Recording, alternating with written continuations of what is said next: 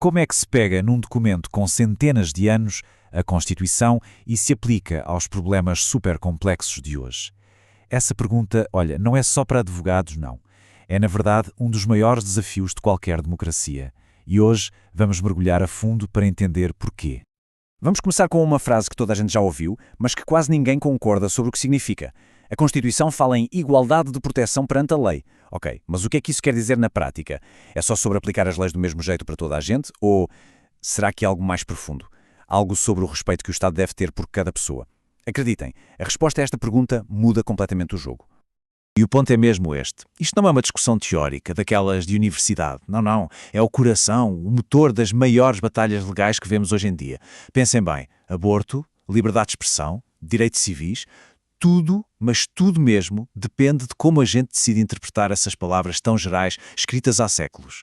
Então, a grande questão é, como é que se faz isso? Bem, existe uma proposta, uma grande ideia, que diz que a gente devia ler a Constituição com uma espécie de bússola moral. Vamos lá ver o que isso quer dizer. Essa abordagem tem um nome. Chama-se leitura moral e foi muito defendida pelo filósofo Ronald Dworkin. A ideia central é bastante simples, na verdade. Quando a Constituição diz liberdade ou igualdade, não está a dar uma receita de bolo, uma regra super específica. O que ela está a fazer é estabelecer um princípio moral fundamental. E aí, o trabalho dos juízes e até o nosso como cidadãos é descobrir o que esse princípio exige de nós hoje. É como ver a Constituição não como uma fotografia antiga, congelada no tempo, mas sim como um documento vivo. E olhem só para esta comparação que deixa tudo super claro. A Constituição tem partes que são, bem, diretas ao ponto. A terceira emenda, sobre não ter de alojar soldados em casa. Pronto, é uma regra específica para uma situação específica, sem grande margem para dúvidas. Agora, e a igualdade de proteção? Isso já não é uma regra, pois não. É um princípio, é um ideal. Não dá para aplicar isto como se fosse matemática. É preciso pensar, interpretar, é preciso um raciocínio profundo sobre o que a igualdade significa de verdade. Agora, atenção, isto não é um cheque em branco para os juízes fazerem o que querem. Longe disso. A leitura moral tem regras, tem limites bem claros. Primeiro, a história. A interpretação tem de respeitar o princípio que os fundadores escreveram, mesmo que eles não imaginassem os problemas de hoje. O foco é no princípio, não no que eles esperavam que acontecesse. E segundo, a integridade. A interpretação tem de encaixar no resto da Constituição, tem de ser coerente com toda a história de decisões. Ou seja, não é inventar do nada, é construir sobre o que já existe. Ok, parece uma ideia interessante. Mas claro, esta visão de juízes com uma bússola moral tem uma crítica fortíssima. E essa crítica vem da ideia de que quem manda é a maioria. Essa crítica parte do que podemos chamar de premissa majoritária.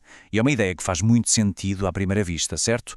Numa democracia, a vontade da maioria é lei. Ponto. Se o povo, através de quem elegeu, toma uma decisão, quem são estes juízes que ninguém elegeu para virar a mesa e dizer que está errado por causa da interpretação moral deles? É uma pergunta muito poderosa. E este medo foi resumido de uma forma genial por um juiz muito famoso, o Learned Hand. Ele disse que ser governado por juízes que agem assim seria como ser governado por um bando de guardiões platónicos, ou seja, um grupinho de sábios que decide o que é melhor para toda a gente.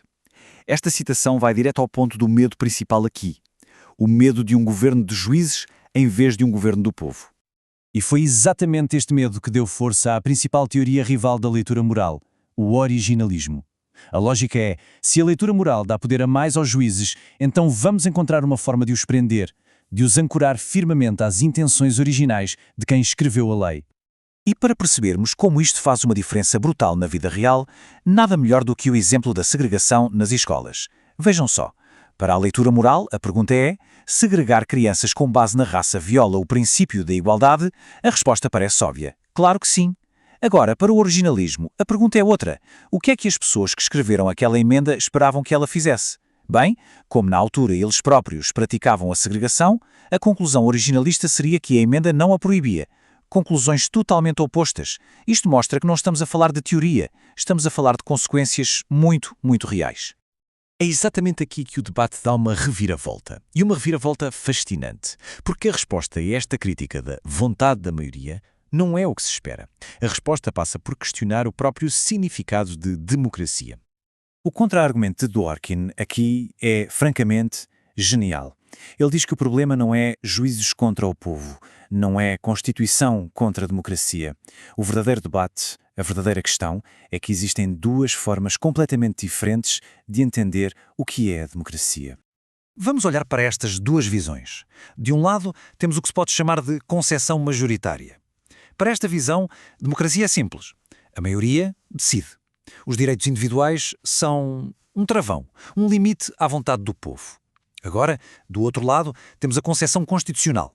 E aqui, o objetivo da democracia não é simplesmente fazer o que a maioria quer.